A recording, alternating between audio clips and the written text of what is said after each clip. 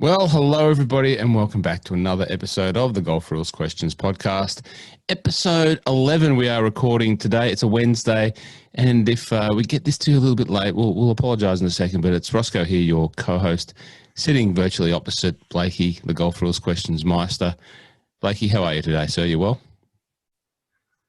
Yeah, going really well. Just want to say we've put in a lot of work this week, both of us, for our new podcast booths. So mine's probably not quite as professionally done as yours, but I've put effort in, and that's probably the main thing, right? Podcasters. Well, Blakey, for the people that know me from my other podcast ventures, they'll know my podcast booth journey, and it's come a long way. And you're more advanced than where I was back when I was episode 10 of the My Love of Golf podcast. But we're getting there, mate. We're getting there. You've got a booth. You now have a booth, and that's better than sitting in your car in a back lane of Melbourne. We were trying to get some coverage from trucks and rubbish bins. And that's what I used to do, Blakey. I'd sit in the car with the audio, and I'd take the audio from the car. And now here, look at us. You've got a booth. I've got soundproofing here, and I've got a cupboard, and it's great. And I've put everything away. So Mrs. Golf Rules Questions podcast, she doesn't come past and go nuts at all my gear everywhere. So if we've delayed a little bit, if you're not getting it, Wednesday morning, it's because we've been busy trying to increase the production quality. And that's what we do here at the Golf Rules Questions podcast. We try and make it better every time we come and talk to you.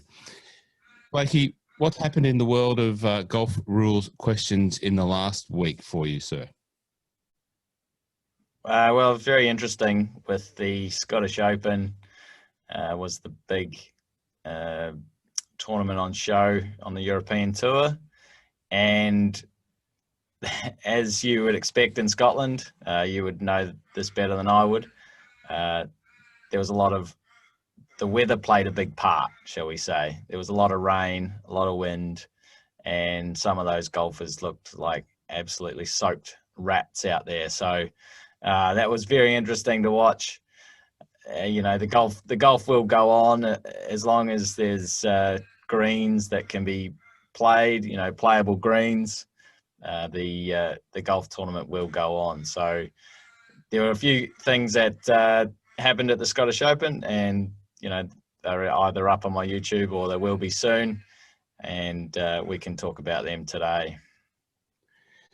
So the rest of the rundown for today, we've got a bit of listener feedback to go through. We'll talk about the weather, windy days, balls moving. It's all happening, yeah? So what do you want to crack off with first, Blakey? We're going to our listener question? Yeah, well, let's go to the listener question. Okay. So this is Big D from the clubhouse. Big D from the clubhouse. Big D's been a great contributor so far. There we go. Hello, Roscoe and Blakey. I had a situation not too long ago where the person I was playing with, just in a stroke play, he marked his ball on the green. When it was his turn to play, he went back. He put his ball down, but he left his marker in place. He then stepped away from the ball, had another look at the line. And while he was looking at the line, the ball moved about an inch or two to the right, not closer to the hole. And the question was, should he have, or was he allowed to pick that ball up and put it back where the marker was because he never picked the marker up? Or was the ball back in play and he had to now play it from the new spot? Would love it if you could help us out. Thank you. Well, there you go. Just to replay that. So chap's marked his ball sitting on the green. The ball moves off the marker, but the marker's still there. Big D's question is it still in play? Right. So the putting back of the ball, but leaving the marker there, when you put the ball back with the intention to put it back in play, the marker doesn't mean anything anymore.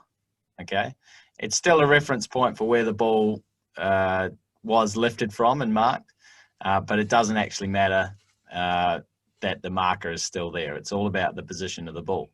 Now, if the natural forces cause the ball to move, then usually at other parts of the golf course, you just play it from its new position. But on the green, they brought this in at the start of last year, 2019, because it's been moved on the green and it wasn't a result of a stroke or a player taking relief, then you must put it back. So it's moved a couple of inches, Big D said. The ball must be put back, and then you can remove the marker and play on. And, you know, just in that last point, you must remove the marker before you make a stroke on the green. Otherwise, you're going to get a one-shot penalty. So then, if you're walking up to the green, your ball stopped on the upper plateau at whatever course you're playing, and as you're walking up, then it starts to move and then it rolls into the hole. Yeah, so it's hold. If it was caused to move by natural forces, you know, wind, water, gravity, then the ball is hold.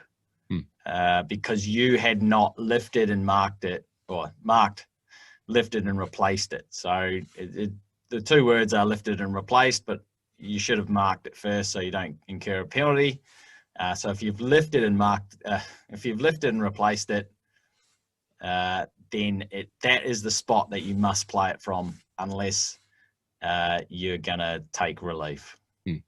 So in the old rule, if we were at Mornington, there's a bit of wind and a bit of slope down there. If I'd walked onto the green, marked my ball, picked it up, cleaned it, put it back down, lifted my marker, walked away waiting for my putt, and then the ball rolls and it rolls in the hole, under the old rule, that would have been hold, yeah? Yeah, under the old rule, that would have been hold. But because you've replaced it, the ball must be replaced again. Just another example of the rules changing and some of the consternations that could probably still exist out there in clubland. I think that one's fairly clear, but yeah, it's absolutely, once you've marked your ball and you put it back down, if it moves, you've got to put it back. Yeah, well, we've got a video on YouTube about this, and we might have even talked about it in one of the earlier podcast episodes. This rule actually was changed by one of the key fellows or people at the R&A, David Rickman, after this situation happened to Billy Horschel at the 2015 Masters at Augusta in 2015. So Billy's hit his putt up there, marked his ball, lifted it, replaced it, left his marker down, and the wind has got up and blown it into the creek there in front of 15. Is that Ray's Creek? No, that's in front of 13. What's the name of the one in front of 15, Roscoe? Oh, Blakey, sorry, mate. I spent all day yesterday building a podcast studio. My memory of the creeks and the crevices at Augusta, they need to be freshened up because it's nearly Augusta time. But no, sorry, I haven't got it. So yeah, so it rolled back into the little pond there on 15, and he, you know, his options then were to take a penalty drop, and you know, he couldn't replace his ball. But if that happened in 2019 onwards, you just replace a ball, you know, substitute a ball, another ball on that spot from which it was moved by the wind, because he'd already lifted and replaced it, and continue play. Big D, thanks for your question. And as always, we do appreciate that. We appreciate you for asking those, and please keep them coming in. As you keep them coming in, we will keep answering them, and that goes for everyone. If you do have a question, just get in touch with Blakey. There's nowhere on the internet that you can't find him at the moment, because his YouTube's blowing up. His Instagram goes off. People are even commenting now on the theme tune music for the podcast. Nice little comment there that you got. Well selected and curated music choice that you've got there, probably behind you there. But we will always get back to anyone that asks a question. Yeah, absolutely. Well, on whatever form medium that we have. How is the YouTube channel going, mate? It's cracking on. It's you know, once I not just putting up the videos, but putting up the videos with the text, so people are watching and they're reading, getting the explanation of what's going on. yeah, they're really enjoying it and getting a lot of comments on there. It's it's going really well. So hopefully, our aim of educating people on the rules of golf is really coming to the fore there. Now, let's get into the weather and golf, because you've got a couple of sub points in that topic there. So we mentioned the Scottish Open, played at the Renaissance Club. Fantastic Tom Doak design course, very, very private course, which is unusual in Scotland because, most courses in that part of the world, even the places like Muirfield, even the places like North Berwick, St Andrews, you can always usually get a tee time. You have to pay, but as a visiting person from another part of the world or another part of the country, you can go and play. Renaissance is a little different, but it's been the home of the Scottish Open there for a couple of years, and they did a wonderful, wonderful job of showcasing that area. Now, that area in Scotland, the whole country, is prone to weather, as you mentioned there before, Blakey. Not too dissimilar to your original parts of where you grew up, young man. So you're used to a bit of weather. Weather's always beautiful when I'm in Scotland, but no, I have been on the links over there, and it's been quite treacherous, but not as treacherous as what those guys faced on the Saturday of the tournament. So young Bendigo boy, now residing in the Sunshine Coast, Lucas Herbert, had the 36-hole lead, and then come Saturday, we really did see, I thought, a difference between the players that maybe have grown up in that environment and played a little bit more in that sort of European sort of windy, rainy conditions versus some of those that hadn't. Lucas obviously, didn't have the greatest of rounds, but many of the players played, I thought, admirably well, given the conditions. And those conditions were horrible. You saw caddies at the end of it, putting hair dryers into bags, mopping out bags with multiple towels, shoes with water, and that was just part and parcel. But what I saw in the tournament was, players questioning, do they get relief in certain parts? There's a lot of casual water lying around, and it was just changing second by second, minute by minute. And to me, it appeared like there was too much water happening too quickly for the referees to make decisions. And once again, for me, it looked like it came back to the players, like, it's casual water. But I saw a couple of players. Lucas was one of them, actually. Where he had to play out of the water, and I think it looked like he questioned whether he should have, but he had to play. Leah Westwood might have been another one. So, that's a little bit of a high-level introduction to the topic. Where do you want to take it, Blakey? Yeah, so firstly, they've changed the name of casual water to temporary water now. The reason they did that was if you're a beginner golfer and you turn up and someone says, oh, there's some casual water over there near your ball, you're probably going to ask, well, how casual is it? Am I allowed to talk to it, or can I ask it to move on? So casual has been changed to temporary, and temporary water is any water that's outside a penalty area and on the surface of the ground.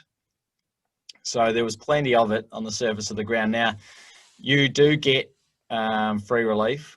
It's an option that you can choose. As I said, outside of a penalty area, you can get free relief in a bunker if you have interference with temporary water in a bunker. However, for free relief, you must stay in the bunker. You do have an option of going outside the bunker, back on a line from where the ball is and from the flag, back behind the bunker for a one-stroke penalty. We know that with Rule 19.3, actually, we haven't really touched on unplayable ball rule too much yet, but with Rule 19.3, you can actually go back outside the bunker for a two-shot penalty. But with this rule, under 16.1, when your ball's in a bunker, you can go back outside if you have interference with an abnormal course condition, such as temporary water. You can go back outside for a one-stroke penalty. However, if you do want to take the free relief inside the bunker, you can drop at the nearest point of complete relief from the water. But if there is no spot that's doesn't have water, then it's maximum available relief. So you may be dropping in a spot that's just less wet. It's just got less water than the other part of the bunker that your ball was actually in. So, and that maximum available relief is also on the putting green too. So when they sort of see the course set up, knowing that the weather is coming, they will definitely try and set the golf course up, putting the pin spots on the higher positions of the green, so that there's less chance of the ball being in, these sort of undulations where the water is going to pull, basically. The only problem with that is if it then sort of changes and the rain goes away and the wind comes, it can almost make the course unplayable that way, because the ball won't stay on the green. So it's a very 50-50 dicey call for when you're setting up the golf course, and with that in mind, weather plays a big part in golf, because it's an outdoor sport, and sometimes, considering the time of playing the game, you've really got to just try and crack on and make sure that the players play as much golf within the daylight hours that they can, as much as possible. It was probably good that it happened on the Saturday, not the Thursday and Friday. When it happens on a Thursday or Friday with a full field, players are coming back the next morning. They're waking at, then you got to start waking up at 3:30, 4 o'clock, and just to finish off your first round or second round, so you can get started with the next round. The fact that it happened on the Saturday, they could sort of move the tee times a little bit earlier, or whatever is necessary. We saw on the Sunday, they actually were worried that it may happen again, so they put groups off in 3 and started them a little bit earlier. So there's less likelihood of having a disruption. There's less time that the players are out on the golf course.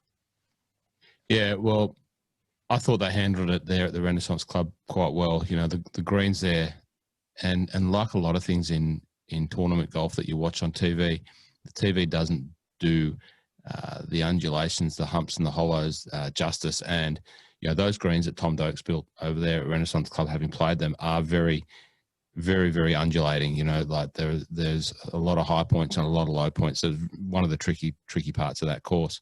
And the greens were running for links golf, fairly fast as well. Now let's just backtrack a bit. So in that bunker situation, so we're talking about temporary water. 300 years playing golf, mate. I'm fairly casual in a lot of things, so it's going to be hard for me not to call it casual. Temporary water, but also scoring.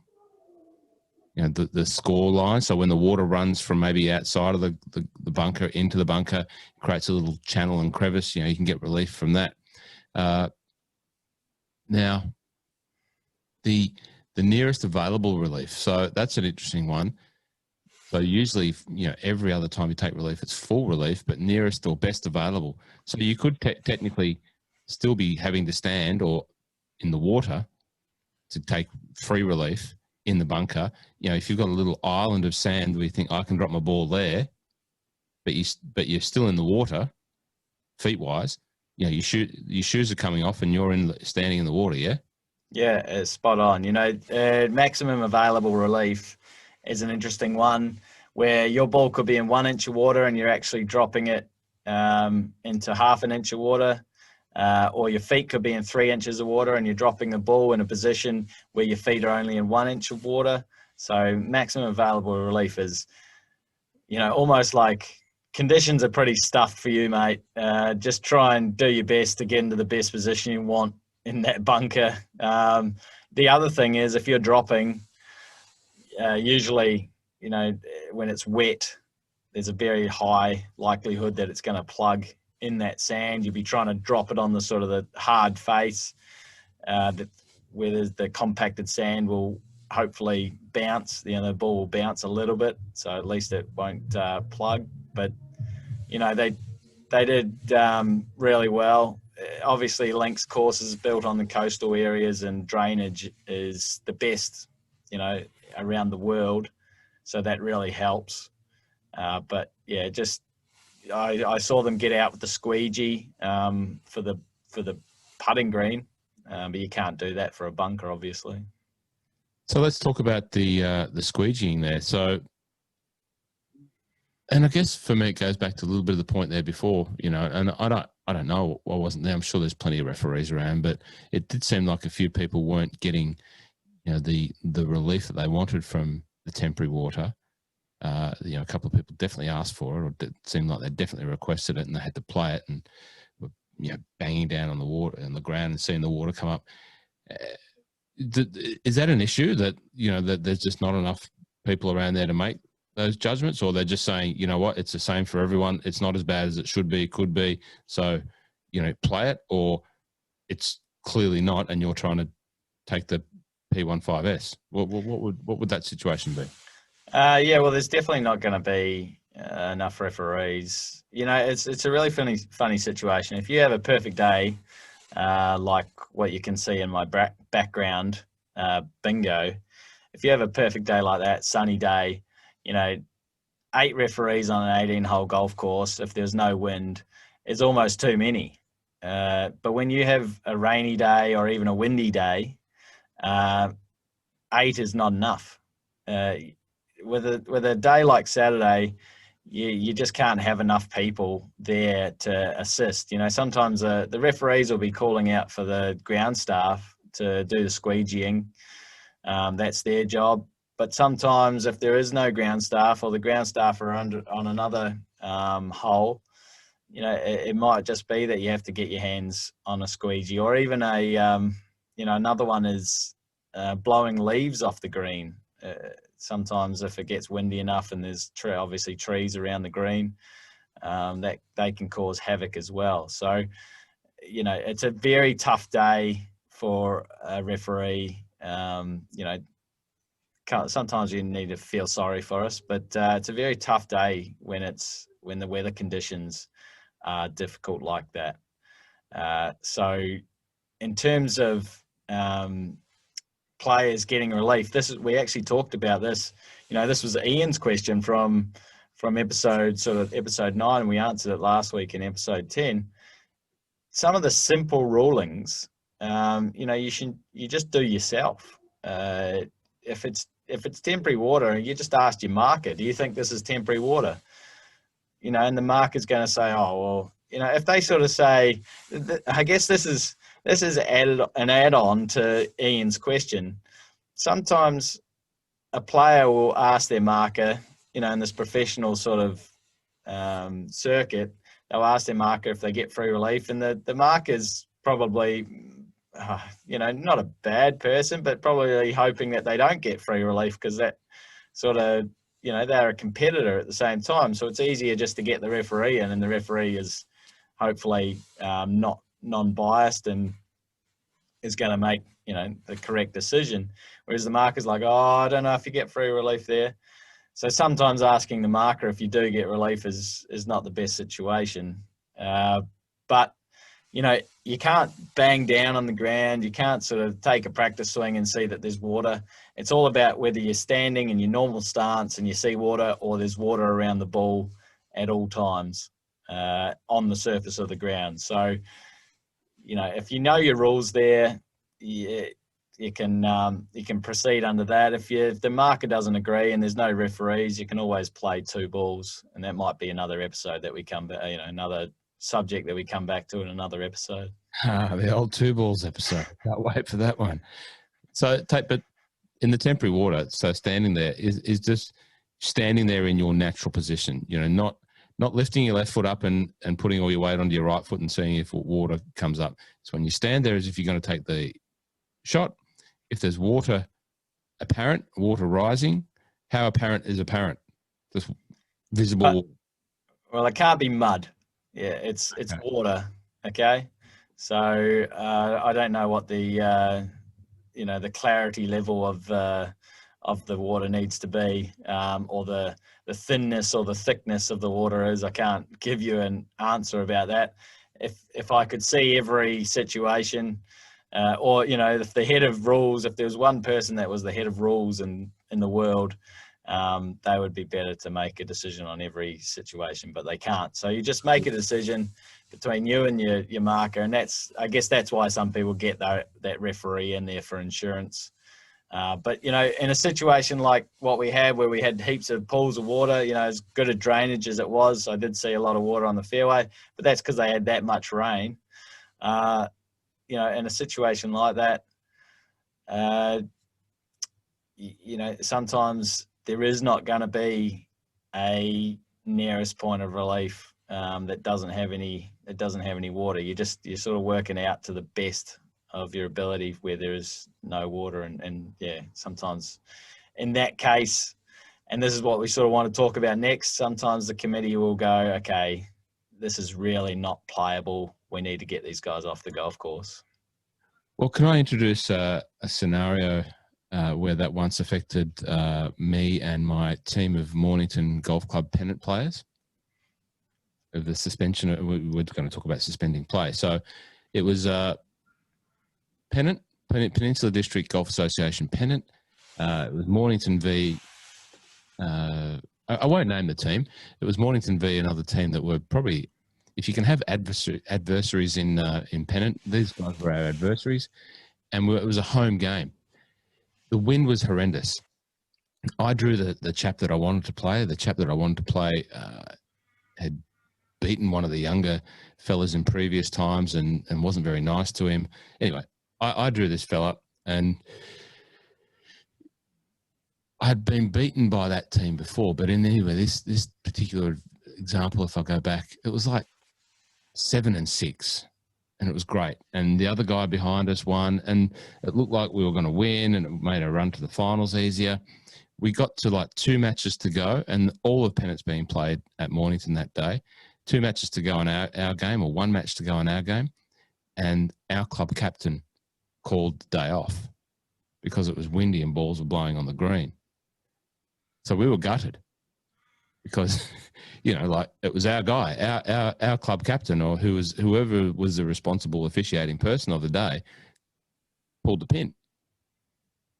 And if we had finished our 2 matches, the result would have stood, but the rest of the day would have been called off. But he called it off with 1 match to go, and the whole day was cancelled because the ball was blowing on the green.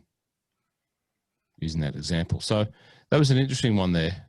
Could he have let it go for to see what happened in the first match, and then called it off for the rest, or did he just say no? It's not fair for anyone, so therefore I'm calling the whole thing off. Yeah, I mean, that's a tough decision. He obviously had no bias towards his own players. Which was a good thing. Anyway. Well, I tell you what, when you become captain of a golf club, you don't make friends. You can please no one.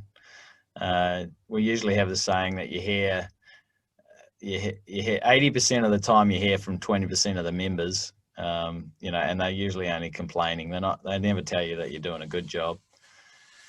Yeah, I mean, the decision is, there's no sort of set decision, okay? And this talks, we talk about how windy it can get, or how hot it can get, or how wet it can get. There isn't a book that says, oh, well, if it's 40 degrees, we have guidelines. There's certainly in Australia, we have the Sports Commission have come out with sort of guidelines on when people should or shouldn't play. That it's an interesting situation that we had last year at the Australian Open in Sydney, when the bushfires were also raging around Sydney, and I was out there in a cart for 12 hours a day in the smoke. I probably smoked about 48 packets of cigarettes that weekend. So it's not the easiest, but people just need to make decisions based on the health and safety of everyone, and also the enjoyment of those playing the game. So, it's very lucky for the other side that you guys were playing, because they ended up with a half. Yeah. But it just comes down to someone's got to make the decision, and it's never an easy decision to tell people that it's been called off. The other decision that they could have made, but this is the thing with amateur sport, is, okay, guys, we'll just suspend play and we'll come back and we'll resume it tomorrow. Oh, well, hang on, I've got my job to go to. I'm a teacher or an accountant or a golf pro or something like that. So it's never easy with amateur sport, especially. And what about in the pros when you see that happening a little bit, especially if it gets a bit dark or there's lightning conditions or other weather conditions where they've got to mark their ball, head back in, wait for it to finish, sometimes head home and come back the next day, and then go back out to the course and find their marker and start up again. Yeah, well, that's really interesting, Roscoe, because there's certainly the lightning one. We all laugh about it. Oh, the lightning's not going to hit us, and you go off. Especially this happens in the Australian PGA up in the Gold Coast a lot. It can be, bright, sunny, nice, humid conditions, 28, 30 degrees, and then someone says, oh, there's a storm cloud on the way. We need to get the guys off the golf course within the next half an hour because it's going to, come right close to us, right above us.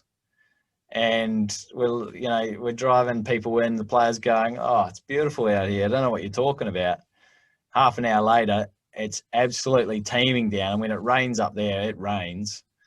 And, there's lightning going off. There's a big sort of fireworks display almost. And all the players going, oh, lucky you got us in. So, they're out there in their little bubble playing the golf course. We've got people watching the weather. And then, in the same situation, we pull guys off the golf course and they're like, oh, is it coming? Is it coming? Yeah, it's coming. Somehow the wind just blows it the other way or down below us or above us, and we miss it totally, and you've missed 2.5 hours of play in perfect sunlight. So again, those guys have got to wake up at 3 a.m. the next morning to come and finish that round off, which is really bad if it happened on a Friday, because those guys that are probably going to miss the cut, they sort of have that decision to make. If they're probably going to miss the cut by a lot, they just don't turn up on the Saturday, and we don't find them because of that. If they're right on the edge, they're thinking, oh, I just need to make 2 birdies and I'm going to make the cut. They'll be there, they'll be practicing, coming out and getting up early, and then they don't. They make par bogey, and the next thing they've got their whole Saturday wondering why they didn't just fly home the night before. Interesting. Well, I guess in normal clubland, those decisions fall back to like the match committee. Is that right? For suspensions of play, and if the captain's not on duty that day, it might be one of the other senior committee members making those calls. You're all familiar with the hooters that all clubs have got. So, as you say, as frustrating as it is when you're out there playing your Saturday afternoon or Sunday afternoon round or whenever you get to play your golf, and you hear that hooter go, you've got to act. You can't stay out there and make your own call. The hooter goes, especially for lightning, which is usually the only time that the hooter goes. You've just got to pull up stumps and get to safety as soon as you can. No one likes making those calls, but as you say, it's in the interest of everyone's health and safety. And that's a big part of operating a golf club and operating, an environment for us to, go out and hit projectiles with, sticks flying around at fast speeds.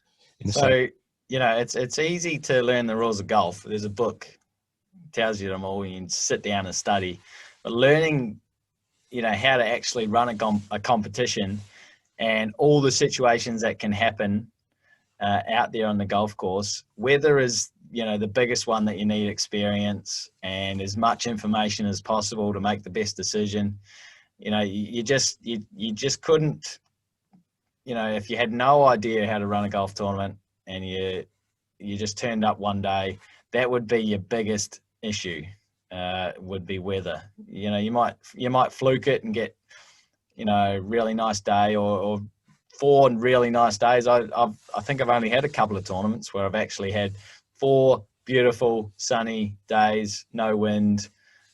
Play was fantastic, fast, scoring was great, and we got out of there with no issues. But other tournaments, you're hiding behind bushes. I remember at St Andrews in the last day last year at the that whole tournament actually, the Dunhill Links Championship, where they play the three courses, Carnoustie, St Andrews Old, and Kingsbarns, and on the Sunday they play St Andrews Old.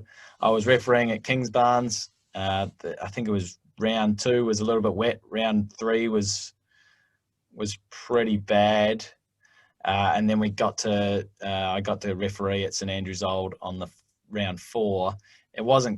It didn't really rain, but it was really bitterly cold, and I just stuck the cart in behind a gorse bush. I think it was between the 15th and the 4th, something like that. And just tried to keep out of the cold. You got the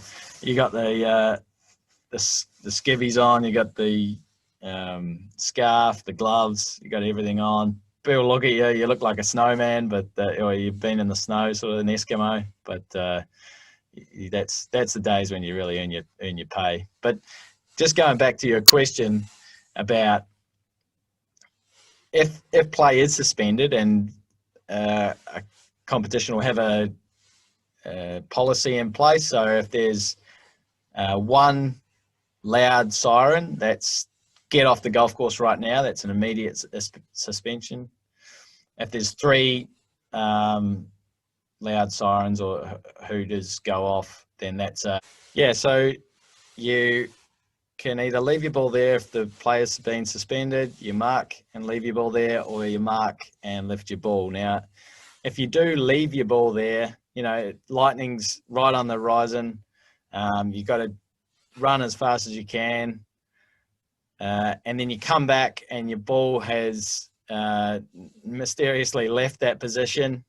Then you can place another ball down, and you're always able to substitute a ball after a suspension of play when you're resuming play. So even if your ball was left there, you can still pick that ball up after marking it and change balls as well. So if the conditions have changed, like natural forces has sort of changed the conditions, that's bad luck. But if someone else has caused your ball to move, then you can replace it. And if the lie has been altered by someone else, then you just place your ball in the nearest most similar lie. Well, we're coming into summer here in Australia, so we're going to be faced with some of those conditions depending on which part of the world you are living in. And I'm sure, or which part of Australia you're living in, sorry, but I'm sure if you are in other parts of the world that you've all got your own weather conditions at various times of the year to deal with. We hope that part has helped you out. And if you're a committee person or a new committee person, play them this episode, and there's a whole heap of information that you can get there from how to support your club through those times. But you've heard it from, as he said, you're refereed on the European Tour, has huddled behind a gorse bush in St Andrews. If you haven't played golf in Scotland and you don't know what gorse is, you can only huddle behind it. You can't sort of nestle into it and huddle into it, get any relief from the weather conditions there. I don't imagine that, Blakey, they would have given you a buggy with a roof on it. Doesn't seem to be the thing to do for referees and officials of golf tournaments. You don't get the roof on the buggies. I'm not sure why that is. It's probably just a visual thing, but you get the little open topper. They look cool, but they don't give you any protection from the wind and the rain and the elements in Scotland, and neither does a gorse bush, mate, because you hit a ball into a gorse bush, your ball's gone. You might be able to see it, might be within arm's reach, but you are not going into that bush because they are the strongest, most prickly unwieldy bush that you'll ever see. It's gorse. If it sounds harsh by name, it is. If you hit a ball into a gorse bush, it's not coming back out. And that's one of the features of links golf. I think if it was in Australia, they would have had it, rounded up and out and or maybe some more environmentally friendly chemicals that greenkeepers use these days, but it would have been out. But over there, it's a feature. Stay away from the gorse. Yeah, well, good point. I just want to touch on there, Roscoe. Why do referees have no roofs on their buggies? Spectator roping. So if we're racing across the fairway or racing from one hole to the other, getting under roping is very hard when you've got a roof on. So we have them removed. And as you said, it looks cool. It looks a lot better not having a roof on. So referees like to be stylish when they can. I just want to cover back across a little bit of housekeeping there. You may have heard, pre that little internet outage, you may have heard some dogs barking. I'm not sure if they were dogs at your end, Blakey, or my end, but you may have heard someone doing like a chap lap. You're not too far from Chapel Street there, but you might have heard a bit of a. That's the vision I'll get of you in an open top buggy, Blake, at St Andrews. There you go. Yeah, well, with as we said, with the work that we've been putting in our podcast booths, I haven't quite, since I'm basically out in the little shed where we do the laundry. Possibly why the internet dropped out, but Blakey, hold on. Don't give the too many secrets away, all right? Don't give tell them that you're in the laundry when you've moved to the next version of the podcast studio. Tell them that you're in the car pointing the thing at the car audio when you're in the next version, all right? Don't give too many secrets away. Well, I just want to say I apologise for the audio, but I'm working on it. I'm surrounded by blankets at the moment, but hopefully we'll upgrade pretty soon. I need to upgrade to what Roscoe's got. He's got himself some audio foam, soundproofing foam. In the fullness of transparency, you now have to take a photo and post to the listeners of your homemade booth. You have entered that Fiverr competition for the win a booth for home, which I saw. But you will have to now declare your hand and show the listeners on YouTube and Instagram. Just give them a sneak peek at the booth when you can. We might do that at the end, or you can work that out. Well, they would have seen a little bit on Facebook Live until the internet cut out. So there you go.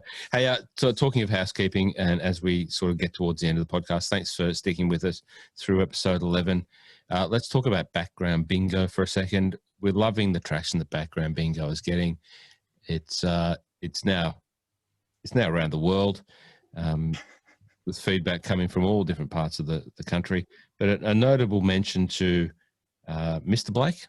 Yes, Mr. Blake. That might be related to your good self. Where's Mr. Blake from? Mr. Blake plays out of the Geraldine Golf Club, Denfield Golf Course, Geraldine Golf Club. But he also used to be a member of my course. Of my background bingo last week. So it was very easy for him to pick up that it was the Balmacewen Golf Course, hole number 11, which the Otago Golf Club plays out of and is the oldest golf club in the Southern Hemisphere. And he even went as far to let us know that it's Mount Cargill sitting in the background of that view. If you do see the YouTube and go back to that, it's a beautiful mountain, Mount Cargill, Dunedin, small Edinburgh. But he's not the winner. Andrew Miller's the winner of the background bingo quiz. It's a winner without a prize. It's a prize. It's a badge of honour more. It's a season competition. It goes for a season. We haven't announced how long that season goes for, but it's a season long competition.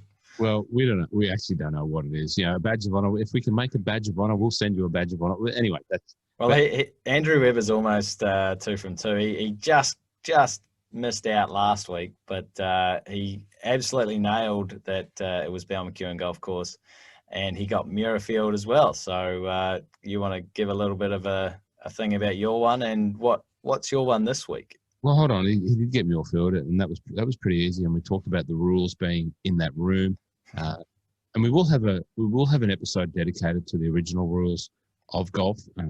That were written by Mr. Rattray from what became the Honourable Company of Edinburgh Golfers, and that's Muirfield's other name. When you go there, you'll see the members' logos are HCEG, Honourable Company of Edinburgh Golfer. You can only buy a certain logo if you're a member, a little bit like Royal Melbourne, where they have their members-only logo.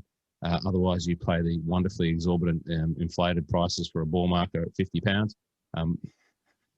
But it's a wonderful place to go. If you get the opportunity, you can pay to play at Muirfield.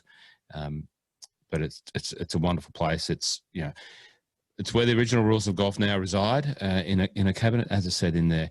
And Andrew, well done for picking Muirfield, which is next door to Renaissance, that just played at the Scottish Open. Actually, the new holes that they built, which are 7 years old, was actually land acquired from Muirfield Golf Club. A little bit of a tidbit of information there. I didn't know that, so thank you for that. Oh, my pleasure. Background bingo this week. Well, as has become the tradition, a little bit of a hint. If you've listened to me across the other formats, you've probably heard me talk about this course. It is one of the most obscure, interesting, wonderful places to visit in terms of a golfing experience. It's only a 9-holer, and this is the signature hole that you can see behind me. It was taken in, I took this photo, I was playing, it was about 8 o'clock at night, so it's not dark yet, but it's a cloudy day, and it's a par 3. You see, as if you're watching the video, I'm moving from side to side. There's the green, and it is one of the greatest par 3s I've ever seen, and had the opportunity and privilege to play on a little obscure 9-hole golf course, and that's as much as I will tell you. There's hints on my YouTube. Not that my YouTube is anywhere near as extensive, but there is a YouTube video on there of the My Love of Golf YouTube, by the way. If you are serious about background bingo and picking up a badge of honour or a prize, yet to be announced prize in the season-long competition that Blakey just announced that it is. So my background bingo, I was a member here during my high school. So whilst I didn't take this photo, I took it off their website. This image is ingrained in my mind and will be forever ingrained in my mind. Just an amazing place to grow up and play golf. So it's a tale of two nines as well. The golf course on the front nine and the golf course on the back nine, very, very different. So it's a tourism hotspot in New Zealand.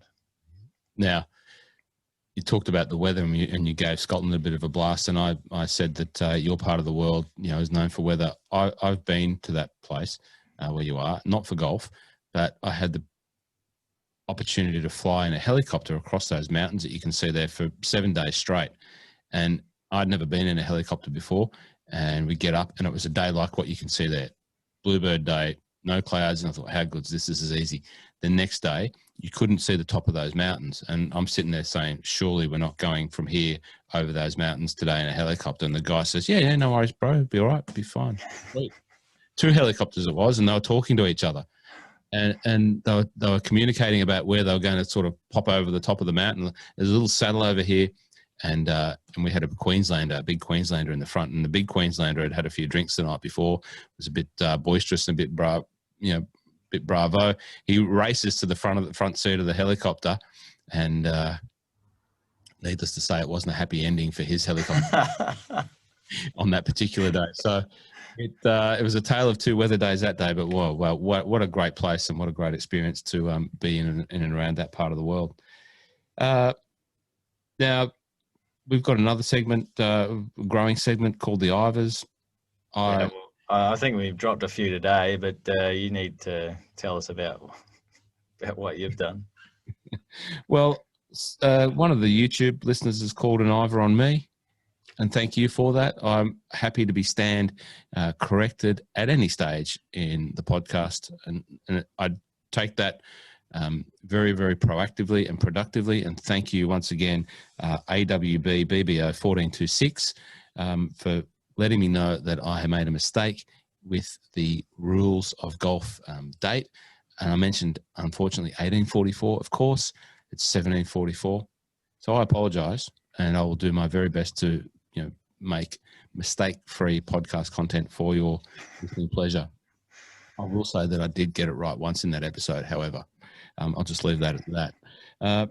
Ivor, the original Ivor, the Ivor did once again email us, and we'll cover off maybe the full extent of Ivor's email in another episode.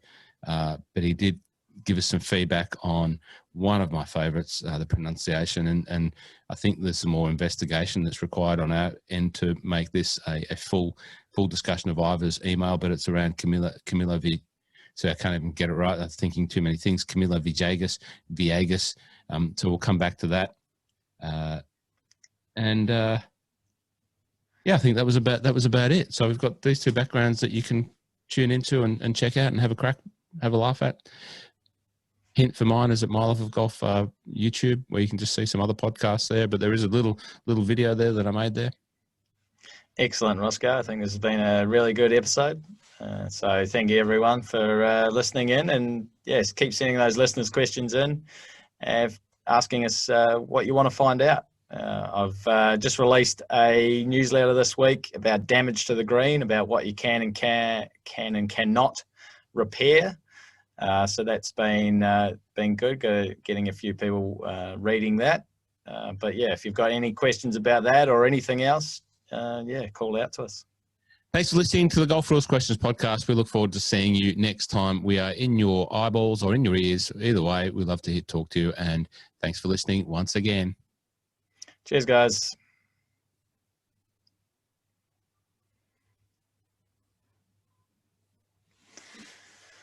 Thanks, mate.